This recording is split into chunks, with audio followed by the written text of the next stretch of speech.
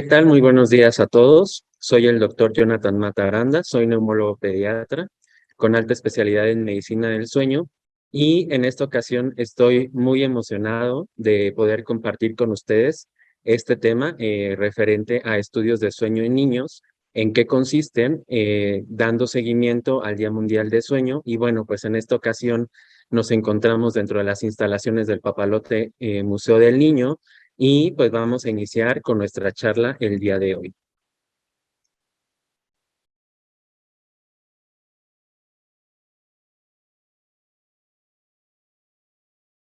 Los objetivos de nuestra charla van a ser hablar un poco de cómo es que se lleva a cabo el proceso del sueño en los niños, cuáles son las funciones principales del sueño, qué repercusiones clínicas tienen los trastornos de sueño en este grupo, cómo estudiamos el sueño en los niños, los tipos de estudios de sueño que se realizan y las limitaciones que tenemos actualmente de realizar este tipo de estudios y finalmente vamos a hablar acerca de unas conclusiones.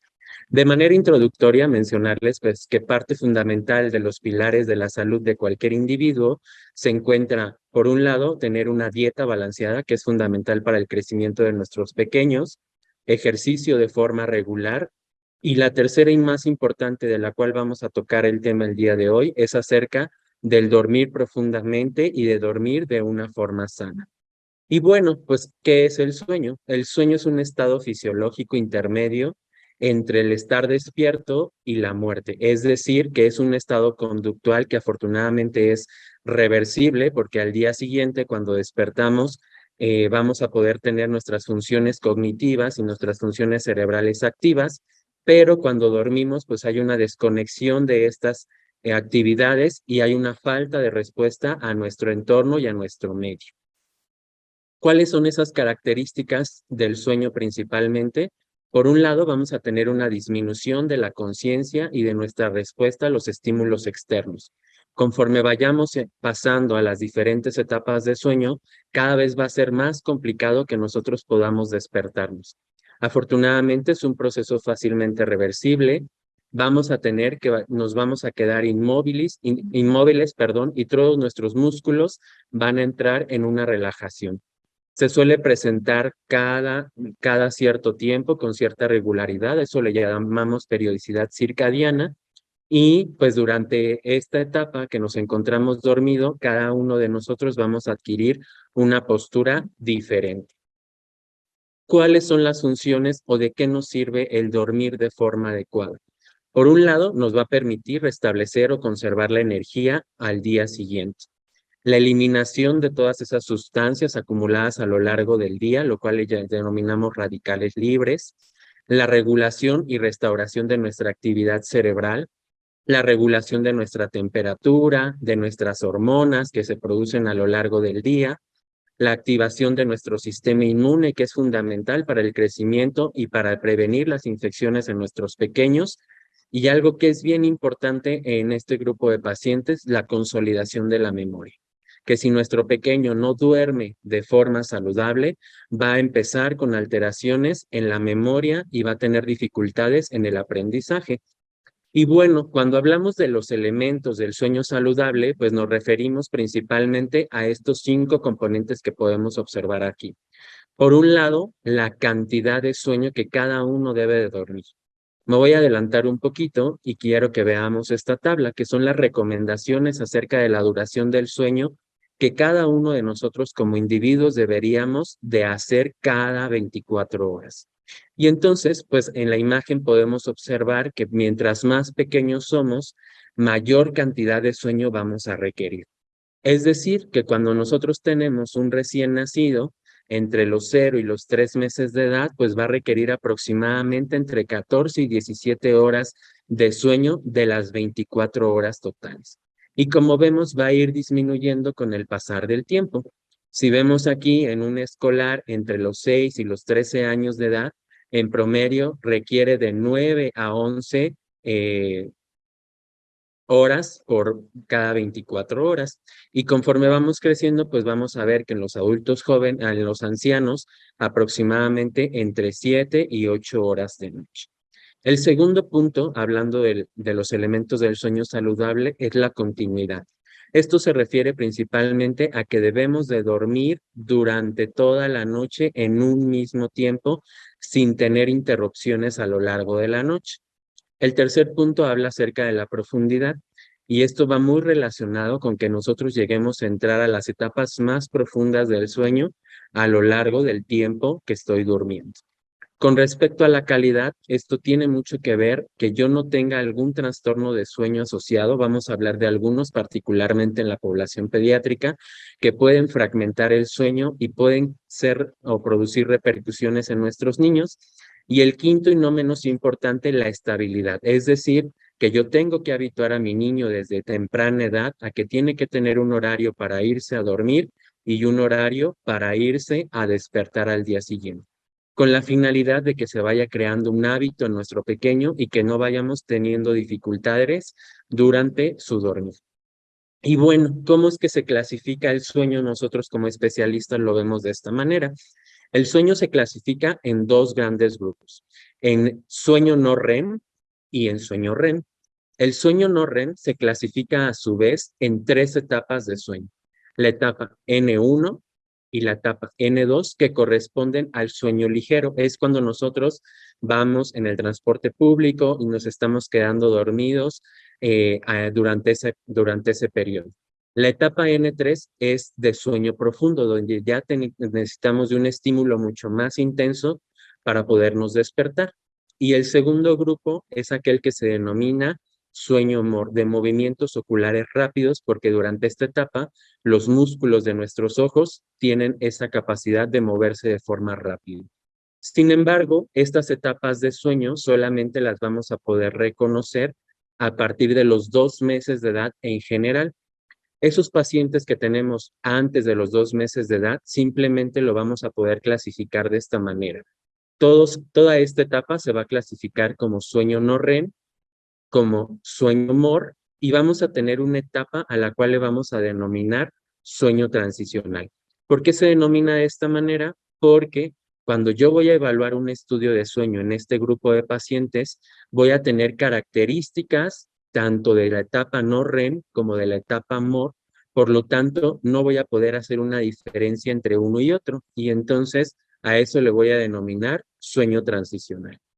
Y bueno, aquí les presento una imagen de cómo está estructurado durante toda una noche el dormir de un individuo. Y entonces vemos que más o menos en general se cumplen de 4 a 6 ciclos por noche de sueño. ¿A qué me refiero con esto? Nosotros tenemos, el individuo se está yendo a dormir a las 12 de la noche y duerme en promedio 8 horas. La etapa N1, primero entra en la etapa N1, posteriormente entra en la etapa N2, se queda dormido más profundamente y finalmente tiene un ciclo de sueño REM. Y suceden de 4 a 6 ciclos por noche. En este caso, él cumplió 5 ciclos. Y algo que también es bien importante y que es frecuente, que durante la segunda mitad de la noche es donde predomina el sueño MOR. ¿A qué nos referimos con esto? Más adelante vamos a ver y van a hablar relacionado de las pesadillas, que vamos a ver que se presentan generalmente cuando estamos a punto de despertar y que predominan durante esta segunda mitad de la noche. Por eso es que es bien importante que lo platiquemos desde este momento. Y bueno, ya hablamos un poquito acerca de cómo es el sueño en los niños. Y bueno, ¿qué problemas están reconocidos en esta población? 10% de nuestros pacientes sanos van a presentar por lo menos algún trastorno de sueño. Al menos 1 de cada 10 niños lo van a presentar. Pero veamos cómo se incrementa a lo largo del tiempo hasta un 50 o un 75% en niños que ya tienen algún problema de salud mental, niños que tienen un problema neurológico o niños que tuvieron problemas en el desarrollo desde el nacimiento. Por ejemplo, los niños que nacen prematuros van a entrar en este porcentaje. Entonces, tenemos de 5 a 7 niños que van a tener algún problema relacionado con el sueño. Por eso es bien importante que platiquemos acerca de esto. ¿Cuáles son los principales trastornos de sueño que vamos a ver en nuestros niños? El insomnio, los trastornos respiratorios del dormir, que van a hablar más adelante acerca de él, y las parasomnias, que son las pesadillas, que más adelante vamos a hablar de ellos. Y bueno, ¿Qué condiciones van a favorecer que haya una mala calidad de sueño en nuestro niño? Pues por un lado, cualquier trastorno de sueño que ya les mencionaba hace un momento. Tenemos problemas respiratorios como la apnea obstructiva de sueño, los niños que roncan y que dejan de respirar a lo largo de la noche, pacientes que tienen pesadillas, pacientes que tienen problemas en las piernas, que le llamamos síndrome de piernas inquietas, que el niño se va a quejar de calambres, de hormigueo, de sensación de sensaciones abruptas a nivel de las piernas, son síntomas de un trastorno de sueño. Pacientes que tienen dificultades, algo que es fundamental, el uso de las pantallas actualmente relacionado con la tecnología.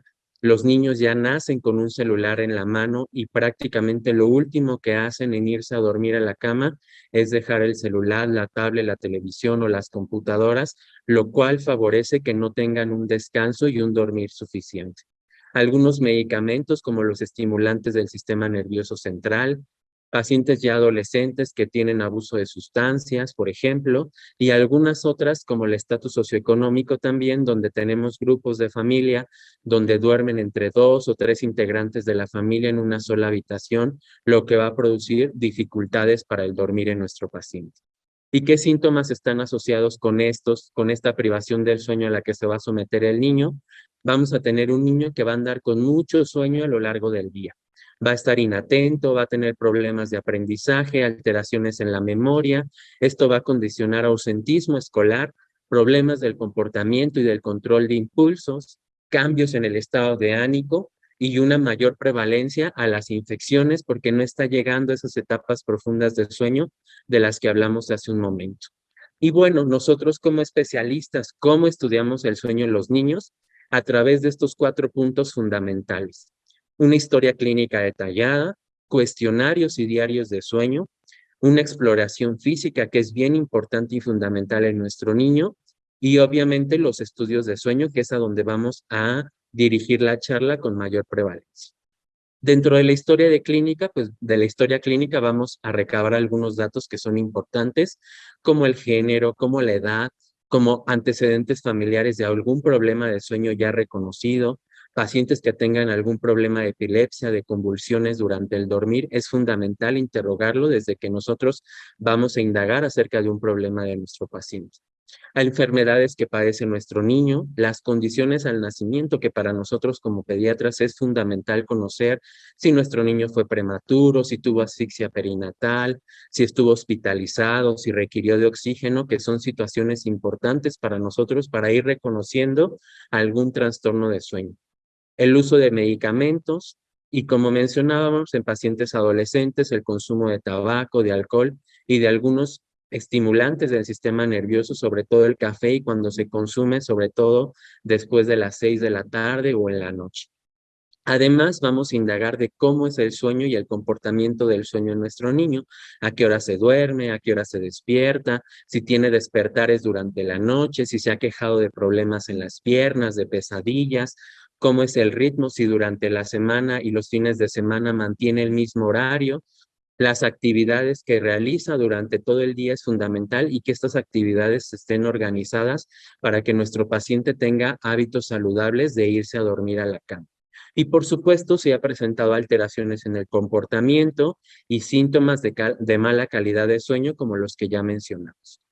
Hablando un poquito de los cuestionarios de sueño en lo que nosotros nos basamos, este es un cuestionario que es un breve cuestionario de sueño infantil en el cual se valora y está indicado a realizarlo a niños menores de 30 meses aproximadamente, y la finalidad de esto es detectar rutinas o problemas para dormir en los pacientes pequeños, ¿no? Sobre todo en los pacientes lactantes entre 1 y 2 años de edad.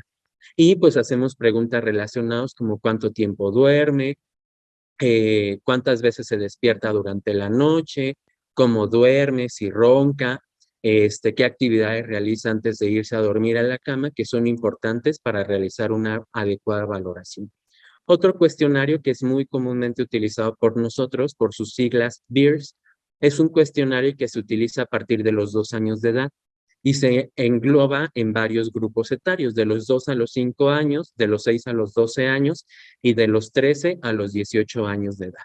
y que valora 5 aspectos fundamentales del sueño: la existencia de problemas al acostarse, la somnolencia, es decir, esas dificultades que tiene mi niño para mantenerse despierto durante el día, si tiene despertares a lo largo de la noche, con qué regularidad y la duración del sueño, y si hay o no la presencia de ronquido y de apneas durante el sueño.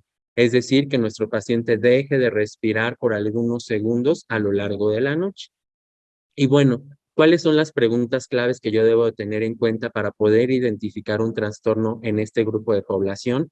Cuando el niño está teniendo mal rendimiento escolar, cuando tiene problemas de hiperactividad, agresividad, cuando tiene accidentes frecuentemente, cuando hay alteraciones en el crecimiento, cuando mi niño se queja de dolor de cabeza al despertar, cuando no está creciendo de forma adecuada. Y durante la noche, si es un paciente que tiene ronquido, que se despierta más de 2 o 3 veces durante la noche, cuando tiene problemas de que se orina en la cama, cuando le cuesta mucho trabajo irse a dormir o despertarse durante la mañana siguiente, son conductas que nosotros tenemos que evaluar. Además de eso, realizamos una exploración física detallada, donde nosotros evaluamos la vía aérea, que es fundamental para nosotros. Evaluamos su peso, su talla, sus signos vitales, por supuesto, la anatomía de su vía respiratoria, que nos pueda favorecer o predisponer a algún trastorno, sobre todo respiratorio del dormir, y que esto lo hacemos dentro del consultorio. Y también nos apoyamos con un diario de sueño.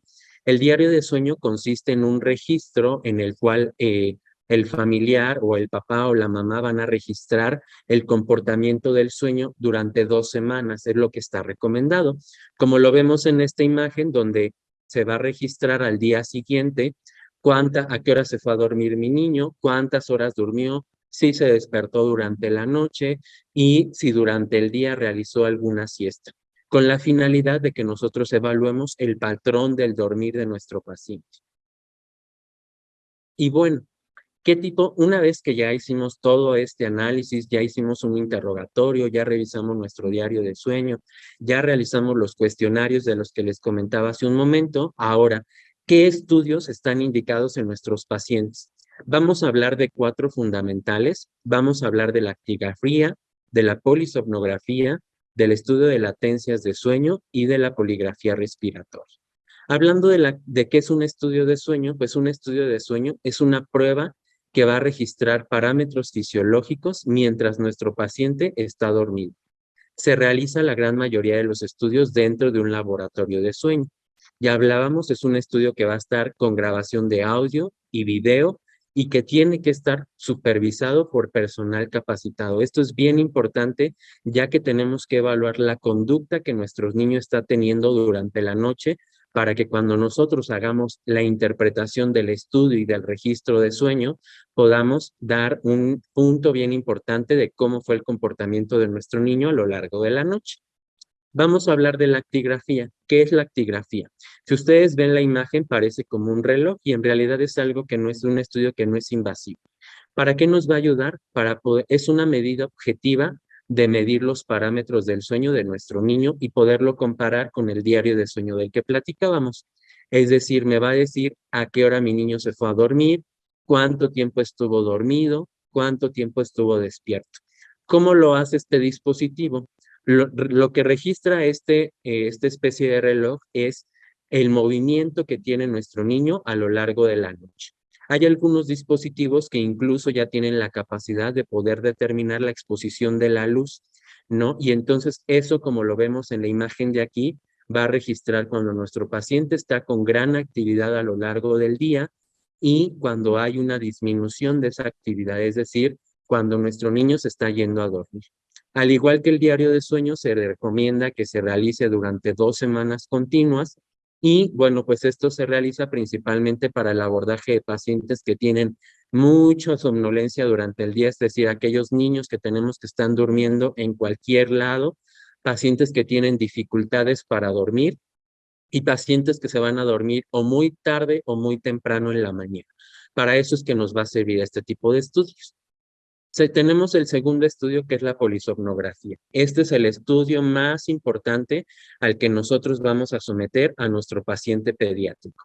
En esta imagen podemos ver una niña que está en un hospital Y tenemos aquí un equipo que es un estudio, es un polígrafo respiratorio que nos va a ayudar a determinar ciertos parámetros respiratorios. Pero bueno, hablando de la polisomnografía, ¿qué es una polisomnografía? Es un registro continuo y simultáneo y algo que es bien importante, supervisado por personal especializado, que nos va a determinar el estado de despierto y el sueño espontáneo de nuestro niño. ¿Qué vamos a evaluar a través de este estudio? La actividad cerebral, los movimientos oculares, los movimientos que va a tener en el mentón y de las piernas, si va a tener o tiene o no ronquido nuestro paciente. Vamos a colocar un oxímetro que nos va a determinar saturación de oxígeno y frecuencia cardíaca. Vamos a colocar unas puntitas que nos van a determinar el dióxido de carbono y vamos a colocar unas bandas de tórax y de abdomen que nos van a permitir ver la respiración de nuestro paciente. Lo vamos a ver más a detalle. Este es el material que vamos a requerir para poder nosotros colocar cada uno de los elementos que acabamos de mencionar. No vamos a entrar mucho en detalle en esto, pero que veamos que todo esto lo tenemos que ir explicando a lo largo del estudio de nuestro paciente. Algo que es fundamental cuando el niño llega a la clínica de sueño es que tenemos que tener un ambiente en el que el niño se sienta cómodo. La relación madre-hijo, porque finalmente está llegando a un lugar que es desconocido y va a dormir en un lugar en el que no es su habitación habitual. Obviamente, hablar acerca de la alimentación, ¿no? Que tiene que ser una alimentación adecuada ese día y la temperatura tiene que ser la idónea para que el niño pueda dormir. Y entonces, ¿cómo vamos a preparar a nuestro paciente? La noche previa, nuestro paciente tiene que dormir como todas las días de costumbre. No debe desvelarse, y esto lo pongo entre comillas. Cuando tenemos niños tan pequeños como el que vemos aquí en nuestra imagen, estos niños sí requerimos de que se duerman. A estos pacientes se les hace un estudio de siesta, es decir, un estudio simplificado, porque este niño no duerme lo que un niño mucho más grande. Ellos tienen varios periodos de sueño a lo largo del día. Duermen en promedio entre 2 o 3 horas en promedio y después despiertan y comen y a lo mejor hacen algún tipo de otra actividad como hacer popó, por ejemplo. Y entonces estos pacientes idealmente sí pedimos que vengan desvelados para que tengan cierta privación de sueño y puedan dormir durante el periodo del estudio. En niños más grandes, pues el consumo de alimentos de forma rutinaria, que lleven ropa cómoda, ¿no? Algo que nosotros siempre sugerimos, que lleven algún objeto con el que el niño se identifique y se sienta seguro y cómodo, como un peluche, por ejemplo, y no debe de realizar siestas durante ese día. Ese día pedimos también que el niño debe de venir bañado, no haberle colocado crema, loción, gel o spray en el cabello, para que podamos colocar cada uno de los electrodos y pueda tener una buena conducción. No consumir algún tipo de sustancia estimulante en niños más grandes como chocolate, como café, y pues más o menos el promedio, el estudio durante la noche tiene una duración de 8 horas en los niños a partir de los 2 años de edad. En niños mucho más pequeños les mencionaba un estudio de siesta que dura el promedio 2 horas, que más o menos en ese tiempo se deben de cumplir 2 ciclos de sueño. Durante el estudio, cuando nosotros estamos realizando la colocación de cada uno de nuestros dispositivos para hacer el registro, es importante que nos dirijamos de una forma coloquial, que respetemos la privacidad y su espacio del niño también, generar un ambiente cómodo y cálido en el que él se sienta a gusto y atender y resolver todas las dudas que surjan durante la realización de este estudio, sobre todo en los niños que ya nos pueden cuestionar acerca de qué es lo que le vamos a realizar durante ese estudio. Y bueno, ¿en quiénes está indicado este estudio? Aquellos pacientes que tienen problemas para respirar, que tienen ronquido durante la noche, pacientes que después de que se identificó que tiene apnea obstructiva de sueño y que se les retiró las amígdalas, que es algo muy frecuente de las causas de apnea obstructiva de sueño, está indicado realizar este tipo de estudio. Algunos otros pacientes que tienen alguna deformidad de su caja torácica, pacientes que tienen algún trastorno como pacientes que tienen síndrome de Down, por ejemplo, que tienen una alta prevalencia de apnea obstructiva de sueño, pacientes que tienen alguna alteración neurológica, por ejemplo, pacientes que tienen alteraciones en su enfermedades neuromusculares como síndrome de Duchenne, pacientes que tienen alteraciones en su anatomía de su propia carita, es importante que sean dirigidos a una clínica de especialidad de sueño para que podamos hacer el diagnóstico. ¿Quiénes más? Pacientes prematuros, sobre todo esos niños que pasaron 2 o 3 meses en una unidad de cuidados intensivos neonatales, que tuvieron apneas presenciadas. Es fundamental que se les realice una vez egresados de esta institución, que acuda a una clínica de sueño a realizarse una polisomnografía. Pacientes que, como vemos en la imagen, este dispositivo es una mascarilla nasal que va conectado a un ventilador que se llama CPAP. Pacientes que ya fueron identificados con un problema respiratorio y que requieren de utilizar un dispositivo como esto, este estudio también nos sirve para hacer el seguimiento de este tipo de pacientes. Algunas indicaciones relativas, es decir, que no está indicado al 100% realizar el estudio. Pacientes que tienen parasomnias, ¿a qué me refiero? Pacientes que tienen pesadillas, terrores nocturnos a lo largo de la noche, lo vamos a realizar no para ver el comportamiento del niño, sino para descartar otro tipo de diagnóstico, otro trastorno de sueño. Y pacientes que tienen algún problema de movimiento relacionado al sueño, como el movimiento de piernas que les mencionaba anteriormente. Y bueno, les pongo esta imagen que me parece muy interactiva de cómo es que vamos a colocar cada uno de nuestros electrodos. Vamos a colocar electrodos alrededor de la cabeza para poder evaluar las ondas cerebrales de las que hablábamos hace un momento. Vamos a colocar unos electrodos en los ojitos, uno superior y otro inferior, para poder ver los movimientos oculares. Vamos a colocar un electromiograma, que van a ser electrodos que se van a colocar debajo del mentón con la finalidad de ver el movimiento del mentón. En niños más grandes, como el que tenemos en nuestra imagen, niños entre 3, 5 años de edad hacia adelante, también podemos colocar electrodos en las piernitas con la finalidad de ver el movimiento. ¿Qué otros parámetros vamos a utilizar? Vamos a colocar unas puntitas nasales con la finalidad de detectar el flujo de aire de nuestro niño al momento de irse a dormir. Vamos a colocar unos electrodos en el pecho que nos va a permitir monitorizar su frecuencia cardíaca y el electrocardiograma. Vamos a colocar en el dedito un oxímetro para poder evaluar la frecuencia cardíaca y la saturación de oxígeno. A niños más grandes, como el que tenemos, colocamos un micrófono alrededor de la garganta para que podamos identificar el incremento de ese ronquido.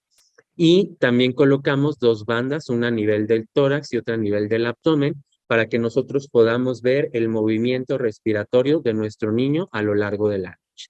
Y bueno, aquí les presento una foto de un pequeño que tuvimos en la clínica de trastornos de sueño de la UNAM, y vemos cómo se requiere de hacer una conexión de cada uno de nuestros electrodos, siempre teniendo a nuestro niño en las mejores condiciones, ¿sale? Entonces, podemos ver cómo es posible realizarlo, de que se requiere un personal capacitado para poderlo hacer, y vemos cómo nuestro paciente está tranquilo, se siente cómodo, está en un ambiente en el que se siente a gusto, que es fundamental para que nosotros podamos hacerlo. Y finalmente, pues nuestro niño durmiendo a lo largo de la noche, ¿no? Ya con todo el equipo instalado y para que podamos hacer el registro durante toda esa noche. ¿Cuáles son las limitaciones que aún tenemos con este estudio? Desafortunadamente no lo tenemos disponible en todos los hospitales. La accesibilidad aún es muy poca. Es un estudio que sí tiene un alto costo y que requiere personal especializado, dirigido, y que sepa conectar y que sepa interpretar el estudio de sueño en niños, que es muy diferente del que se realiza en la población adulta. Vamos a hablar de otro estudio que no es tan frecuente que lo utilicemos en niños pequeños. En realidad generalmente lo utilizamos en pacientes adolescentes, que es un estudio que se llama latencia múltiple de sueño. ¿A qué me refiero con este estudio?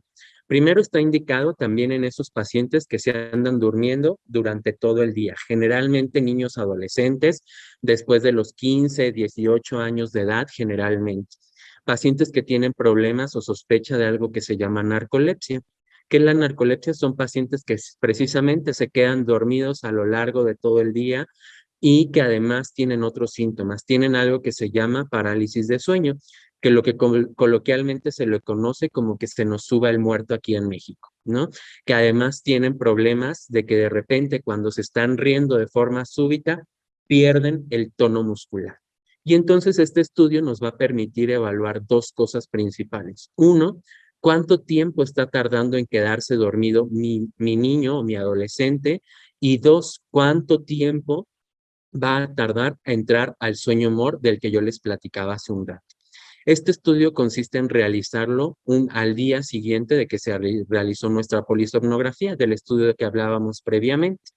Vamos a realizar cinco siestas a lo largo de toda la mañana, que van a tener una duración entre 20 y 30 minutos en promedio, y cada una va a estar separada por 2 horas. Y entonces lo que vemos aquí es la representación esquemática de un paciente que hizo esto. Vemos cómo inicia a dormir nuestro paciente, de repente entra a dormir y antes de los 10 minutos de que inició la siesta, nuestro paciente ya cumplió un sueño MOR, es decir, que entró antes de los 10 minutos y eso me hace sospechar de que nuestro paciente pueda tener un problema de narcolepsia. En este estudio no vamos a evaluar variables cardiorrespiratorias, solo vamos a colocar electrodos en la cabeza, en los ojos, en el mentón y en los electrodos del tórax. Es lo único que necesitamos para registrar este estudio. Y pues nos va a servir para determinar la latencia media del sueño, es decir, cuánto tiempo tardó en quedarse dormido y después cuánto tiempo tardó en entrar en esa etapa profunda que se llama sueño REM. Para eso nos va a servir este estudio. Y hay otro estudio que se llama poligrafía respiratoria. Este estudio generalmente se hace también en una clínica de sueño, pero en niños más grandes, a partir de los 12 años de edad, incluso podríamos realizarlo en la casa, ¿no? Esto para favorecer que el niño se sienta cómodo, que pueda dormir, que pueda descansar. ¿Cuáles son las principales? ¿Qué es lo que nos va a medir este estudio? Pues principalmente nos va a medir solamente parámetros cardiorrespiratorios, es decir, vamos a colocar unas puntitas nasales para medir el flujo de aire. Vamos a colocar una banda de tórax como la que vemos aquí. Vamos a colocar un oxímetro de pulso en el dedo que nos va a determinar saturación de oxígeno y frecuencia cardíaca. Generalmente estos 4 elementos que acabo de mencionar son los que se necesitan para realizar el registro. Sin embargo, hay otros dispositivos ya mucho más avanzados que también nos pueden determinar en qué posición está durmiendo mi paciente. Podemos colocar incluso también un micrófono para poder identificar el ronquido y algunos dispositivos también nos permiten ver el movimiento de las piernas. Pero con que yo tenga los 4 primeros que mencionamos es más que suficiente para poder tener una poligrafía respiratoria. ¿En quiénes está indicado principalmente? En aquel niño que yo ya identifiqué que tiene una alta sospecha de apnea obstructiva de sueño. Mi niño que ronca, que tiene alteraciones en la memoria, que tiene alteraciones en el aprendizaje, que lo he visto que deja de respirar a lo largo del día, que se está quedando dormido en su escuela. Ese paciente es un paciente indicado y candidato para realizar este tipo de estudio y idealmente en un niño mayor o igual a 12 años. ¿Cuáles son las limitaciones de este estudio? Que yo no puedo evaluar la actividad cerebral porque no está dirigido para ese estudio. No evalúa la arquitectura del sueño, y no registra el tiempo total de sueño. Es decir, que solamente va a registrar en el momento de que se enciende el equipo y a partir de ese momento, aunque mi niño no esté dormido, a partir de ese momento va a iniciar el registro de sueño. Cosa diferente con la polisomnografía, donde yo voy a poder determinar en el qué momento se inició a dormir nuestro pequeño.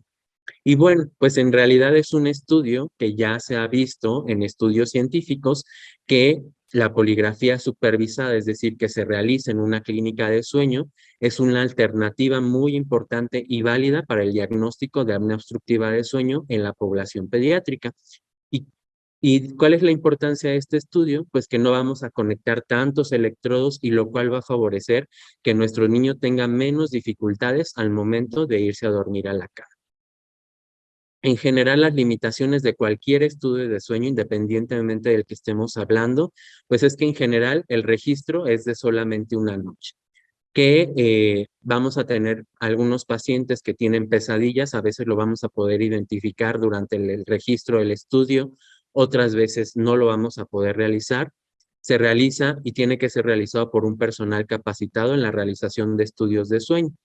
Y bueno, algo que es importante y con lo que quiero yo concluir con esta charla es que los estudios de sueño en niños son una herramienta fundamental en el abordaje de trastornos del dormir en este grupo de edad. Para la realización de este tipo de estudios se requiere de entrenamiento y personal capacitado.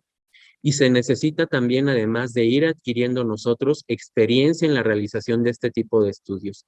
Y finalmente mencionarles que es fundamental que nuestro niño lleve un sueño saludable, ya que puede tener repercusiones, como lo vimos en esta charla, en alteraciones en el aprendizaje, en el comportamiento, lo que es importante que nosotros podamos dirigir y hacer un diagnóstico oportuno para poder evitar estas complicaciones relacionadas con la falta o la mala calidad de sueño en nuestros niños. Y bueno, pues con esto yo termino. Agradezco por su atención, agradezco a la Clínica de Trastornos de Sueño de la UNAM por la invitación y sobre todo por encontrarme en un lugar tan imponente como es el Museo Papalote Nacional, el Papalote Museo del Niño, en el cual pueden traer a sus pequeños y también pueden conocer un poco más acerca del sueño en los niños. Muchas gracias.